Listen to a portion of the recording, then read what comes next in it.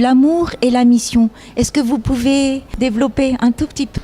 Le soir du jeudi saint, le Christ pose un geste tout à fait exceptionnel. Il prie à haute voix devant ses disciples.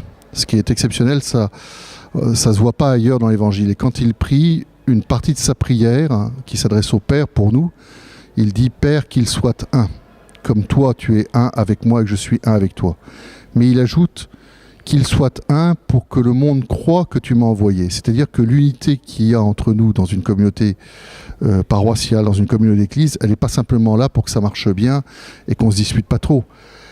Elle est absolument nécessaire, c'est une condition absolument indispensable pour que l'évangile soit annoncé. Quand une communauté est désunie, elle ne peut pas annoncer l'évangile. Son annonce est vouée à l'échec.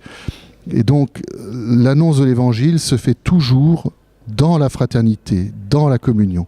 Et cette communion, c'est une communion d'amour. C'est-à-dire, c'est pas une communion de discipline, c'est pas une communion factice parce qu'on appartiendrait à un club ou qu'on aurait tous la même carte. La communion entre nous, c'est une communion d'amour. C'est-à-dire que nous sommes envoyés annoncer l'évangile au monde dans l'amour. Et nous ne pouvons pas annoncer l'évangile autrement que dans l'amour, c'est-à-dire en nous aimant les uns les autres et en aimant les gens vers qui nous sommes envoyés, devant qui nous allons parler, même si parfois ces gens sont ironiques, nous rejettent ou sont indifférents.